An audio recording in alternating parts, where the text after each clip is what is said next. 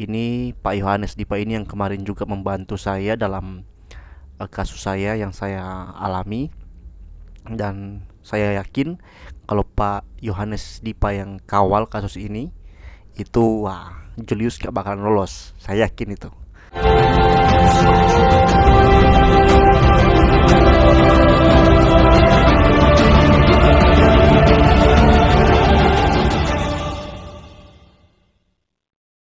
Halo guys, jumpa lagi bersama saya Patrice Smith di channel saya. Saudara-saudara, di video kali ini saya akan menyampaikan kepada kalian di mana seorang pengelola akun YouTube yang bernama Mualaf, ya, Hidayah Mualaf Channel, itu diadukan ke polisi oleh pendeta MYM. Saya mendapatkan beritanya dari berita jatim.com, ya. Di sini tertanggal 11 November 2022 jam 16.37 WIB, ya. Dan ini ada foto pendeta MYM bersama dengan yang mungkin kuasa hukum ini. Mari kita akan membaca artikelnya. Sebuah akun YouTube Hidayah Mualaf Channel diadukan ke Subdit 5 Cyber Reserse Kriminal Khusus atau Ditreskrimsus Polda Jatim oleh seorang pendeta yang bernama Muriwali Ndamung Matalu, ya. Pengaduan tersebut dilakukan lantaran akun tersebut dianggap menghina umat Kristiani. Ya, benar sih, memang Julius ini seringkali dalam muatan-muatan videonya itu ya menghina umat Kristen, ya. Dan hinaannya itu sungguh-sungguh terlalu. Beda kalau akun-akun YouTube yang mempertanyakan Kristen atau mendebat dengan segi teologi, ya, atau segi intelektual, ya. Ini ya penghinaan seringkali yang memang kita semua tahu bagaimana, ya kan. Nah, kemudian pendeta Muriwali mengadukan kasus ini didampingi kuasa hukumnya dari kantor hukum Yohanes Dipa Wijaya and Partners. Ini Pak Yohanes Dipa ini yang kemarin juga membantu saya dalam kasus saya yang saya alami, dan saya yakin kalau Pak Yohanes Dipa yang kawal kasus ini itu, wah, Julius gak bakalan lolos. Saya yakin itu, karena saya tahu bagaimana hebatnya Pak Yohanes Dipa ini. Saya tahu bagaimana, dan saya yakin sekali kalau Pak Dipa yang urus, yang kawal, Julius pasti, ya, dipanggil. Dan pasti dia itu, saudara. Pemilik akun tersebut diadukan atas peristiwa tindak pidana informasi dan transaksi elektronik. Pendeta Muriwali mengatakan kronologis laporannya berawal pada 5 November 2022. Dirinya melihat YouTube dan mengetahui adanya postingan video YouTube dengan akun Hidayah Mualaf Channel yang berjudul Kama Stres Mikirin Titit Yesus, dua misionaris pak ini jadi ODGJ. Wah, kurang ajar, ya, gak baik itu. Channel itu yang menghina Tuhan Yesus dengan link lagu Tuhan Yesus tidak berubah diganti dengan Tet Yesus tidak berubah tersebut. Saya merasa bahwa Tuhan Yesus telah dihina, ujarnya pada Jumat 11/11/2022.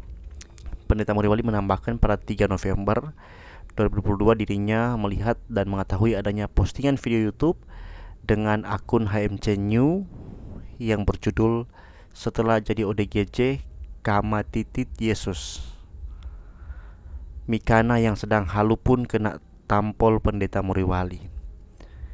Pada 5 November 2022 saya melihat kembali YouTube dan mengetahui adanya postingan video YouTube dengan akun Hidayah Mualaf Channel yang berjudul Kama Titit Yesus, pemuda dan gadis ini putuskan mualaf. Mikana menangis di akhir musim, ujarnya. Wah, jadi berulang-ulang ya dia sebut begitu, ya. Kamu Julius, ya. Pendeta Muriwali menambahkan penghinaan itu masih berlanjut, yang mana pada 9 November 2022 dirinya diberitahukan oleh temannya yang bernama Rudy Yohanes terkait dengan link video akun YouTube HMC New dengan judul viral Tititnya Yesus hanya aksesoris. Wah, luar biasa, ya. Tidak bisa bangkit berdiri. Dan di dalam profil video ditunjukkan dengan adanya gambar Tuhan Yesus di atas kayu salib dan gambar kedua alat kelamin laki-laki dengan link, dan video tersebut sudah di privat atau tidak dapat diakses untuk umum. Memang kalau hanya gambar Yesus ya, kalau hanya gambar wajah Yesus itu mungkin Julius bisa berkelak. Emangnya Yesus begini gambarnya. Tapi kalau udah bicara salib, ini bicara simbol ya, pasti kena dia, pasti kena. Terkait dengan kejadian tersebut, saya kemudian melaporkan ke Polda Jatim guna proses lebih lanjut, ujarnya. Sementara kuasa hukum Pendeta Boyolali yakni Yones Dipa Wijaya mengatakan siapa yang berbuat harus berani bertanggung jawab. Tidak ada yang boleh merasa kebal hukum di NKRI. Siapa yang berbuat harus bertanggung jawab. Kita sudah membawa kasus ini karena hukum. Tak ada yang boleh merasa kebal hukum di NKRI, ujarnya. Ya, pastilah ya. Siapa emangnya kan? NKRI itu saya percaya bangsa yang adil. Kalau anak Batak bisa ditangkap, Julius pasti bisa ditangkap ya. Saya percaya itu kok, saya percaya ya.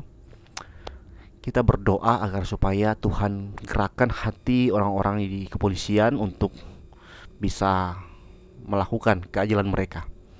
Nah, saudara-saudara, eh, ini juga menjadi satu hal yang perlu kita gumuli sebagai orang Kristen, karena kemarin juga sang anak Batak kan dilaporkan dan dia sudah ditangkap, sudah menjadi tersangka. Dan memang sih kalau kita mendengar apa yang dikatakan oleh anak Batak itu sangat akan menyakiti hati orang Islam. Ya, ketika mendengar itu sebenarnya ya hanya orang Islam yang saya kira yang tidak berpikir mendalam yang akan tersakiti ya kan. Kalau orang Islam yang dewasa ya kan, ya itu hinaan anak kecil kok gitu, masa mau tersinggung kan gitu kan. Ya, emangnya kalau dia bilang begitu Tuhan kita jadi gusar, Tuhan kita jadi bingung atau jadi marah kan, enggak ya. Pastilah Tuhan cuman kasih teguran sendiri itu bisa begitu kan. Nah, kalau misalnya langsung menangkap langsung penjarakan, saya kira itu terlalu berlebihan sih. Saya kira ya, terlalu berlebihan. Harusnya ya orang Islam itu bisa wise ya, panggil dia, bilang kalau kata-katamu udah berlebihan, tunjukkan kasih gitu kan, biar si anak Batak malu kan. Oh, ternyata umat yang dia hina-hina itu baik sekali gitu kan. Tapi kalau dilaporkan begini kan ya mungkin hanya akan menimbulkan dendam dari anak Batak sendiri maupun dari orang-orang yang kenal dengan anak Batak kan. Kok tersinggung amat sih gitu kan.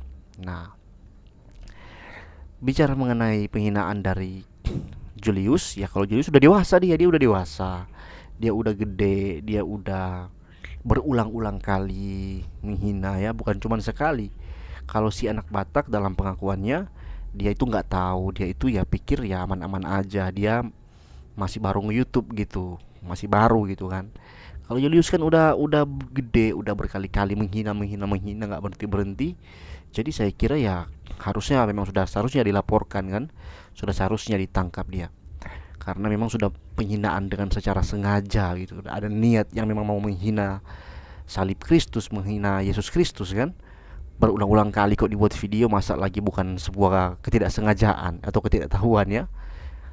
Nah, kita berdoa agar supaya ada keadilan. Dan saya juga mendengar ada yang bisa memberikan donasi untuk anak Batak. Tuhan bilang kan, ketika engkau di penjara ya, ketika aku di penjara engkau mengunjungi aku. Ya mungkin kita nggak bisa mengunjungi anak Batak di penjara, tapi kita bisa berdonasi lewat rekening ini ya. Silakan berdonasi ke situ untuk mendukung, menolong anak Batak dalam dia menghadapi kasus yang sedang dia hadapi ya saudara. Nah saudara, sekian video saya. Kiranya video ini boleh memberikan informasi yang baik dan menolong kita untuk menjadi semakin dewasa dalam kita bermedia sosial, dalam kita melakukan aktivitas kita di dalam hidup ini, termasuk dari medsos ya. Tuhan berkati, shalom.